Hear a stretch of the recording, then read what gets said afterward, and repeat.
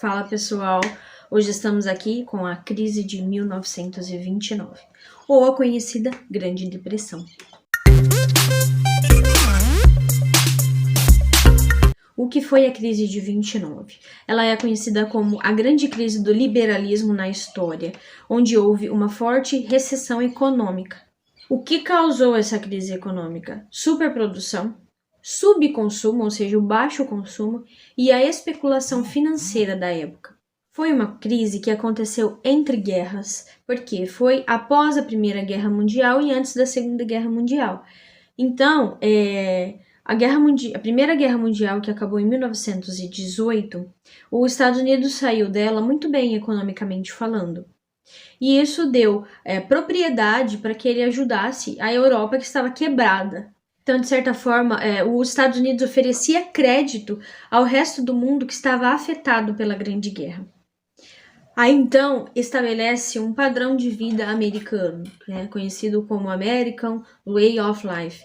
Então, aquele padrão de vida americano, desejado, sonhado por todos, um consumo desenfreado, onde tudo ia bem, a rádio ia bem, o entretenimento ia bem, nasce a famosa Hollywood, a fabricação automobilística ia bem, o consumo desse meio ia bem, o consumo de eletrodomésticos só crescia.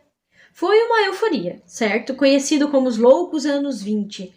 Então, nessa fase, todo mundo estava empregado e tinha um crescimento industrial muito grande, muita produção. Vale ressaltar também que existia a Bolsa de Valores. Então, muita gente aplicava o seu dinheiro na Bolsa de Valores esperando um retorno para fazer o seu dinheiro render. Ou então vendia sua parte das ações por um valor um pouco maior e também fazia dinheiro dessa forma. Aí entra um pequeno probleminha. O salário dos trabalhadores não acompanhou o crescimento do comércio. Então, continuou acontecendo muitas produções, a produção crescia. Então, houve uma superprodução e um subconsumo, um consumo baixo, que as pessoas não conseguiam acompanhar. Os seus salários não eram proporcionais a tudo aquilo que estava à venda no mercado. Ou seja, então o mercado de consumo não teve capacidade de absorver tudo aquilo que a indústria produzia. Aí já temos um trinco na economia. Então as pessoas começaram também a querer vender as suas ações. Porque assim, se a economia vai mal, não é hora de eu gastar o meu dinheiro. É hora de eu guardar o meu dinheiro debaixo do colchão. Então se tem um sinal ali de fumaça que a economia pode quebrar, então pera lá, eu vou poupar o meu dinheiro. As pessoas começam a querer vender as suas ações na Bolsa de Valores. Só que a gente sabe que no lado econômico, quando tem muita oferta e pouca procura, aquele produto desvaloriza. Então, muita gente querendo vender e pouca gente querendo comprar. Aí nós temos a famosa Quinta-feira Cinzenta, ou Quinta-feira Negra, que foi no dia 24 de outubro de 1929, onde milhares de pessoas quiseram vender as suas ações na Bolsa de Valores. Aí aconteceu a quebra da Bolsa de Valores de Nova York. E essa quebra da Bolsa de Valores de Nova York não afetou só os Estados Unidos. Ela causou um efeito dominó, pois muitos países estavam aliados aos Estados Unidos. Muitos países tinham crédito com os Estados Unidos, tinham empréstimo com os Estados Unidos, estavam vinculados, eram fornecedores. De alguma forma, os países tinham um vínculo com os Estados Unidos, porque ele já era uma grande potência, uma grande economia. Então, foi um efeito dominó. Afetou o mundo todo. Nós podemos dizer que os momentos mais difíceis da crise de 29 foi a partir de 29 e até aproximadamente 1933. Porém, ficaram alguns resquícios dela ao longo dos anos, até conseguir aos poucos sendo restituídos. Então, com a crise, teve muita recessão financeira.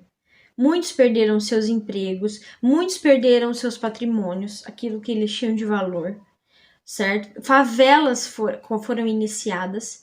Inclusive, havia fila, porque tinha muita miséria, muita fome. As pessoas faziam filas para receber a sopa, que era distribuída pela Cruz Vermelha.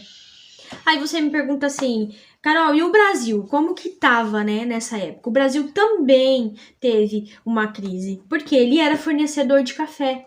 Então, com o mundo quebrando, também sofreu as consequências. Ou seja, muito café sendo produzido, muito café estocado, porque não era exportado. Os agricultores tiveram grandes prejuízos. Aí a gente entra no ponto de que o pessoal estava preocupado, o pessoal estava vivendo uma miséria. E chegou os ditadores de extrema direita, fascismo, nazismo, e as pessoas começaram a ouvir eles. Por quê? Elas estavam desesperadas, elas estavam decepcionadas com o liberalismo e alguém trazia um sinal de esperança, dizemos, nós vamos salvar a nação, nós vamos retomar tudo que era nosso, nós vamos sair dessa miséria. Então os ditadores de extrema direita chegaram trazendo esse discurso. Então é o momento em que muitas pessoas foram junto com eles.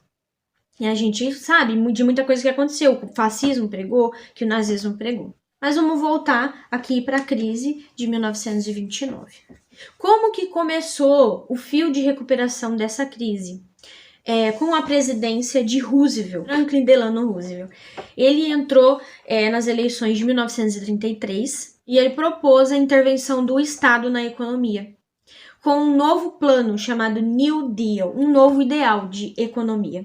E aos poucos, com as suas propostas de intervenção, Roosevelt conseguiu salvar a nação da crise. Com quais propostas?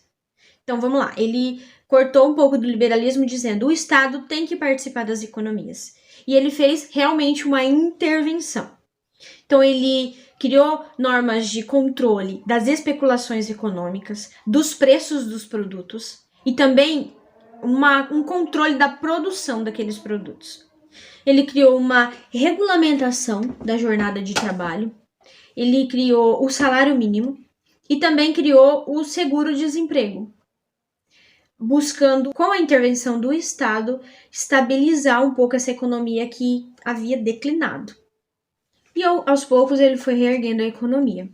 Aqui no Brasil, quem entra nesse período é Vargas, que também trouxe um espelho desses projetos de Roosevelt para os trabalhadores, para que o café voltasse a ser valorizado. Então é isso, pessoal. Hoje a gente viu um pouquinho sobre a crise de 29 e a intervenção do Estado que foi necessária para que os estados fossem reerguidos. Convido você a participar do meu canal, se inscrever, dar um like se você gostou do conteúdo desse vídeo e acompanhe a gente por aqui que sempre vai ter vídeo novo sobre história. Aquilo que cai na sua prova, aquilo que cai no seu vestibular, no seu concurso público, você pode encontrar por aqui. Muito obrigada pela confiança em meu trabalho, um bom dia para vocês.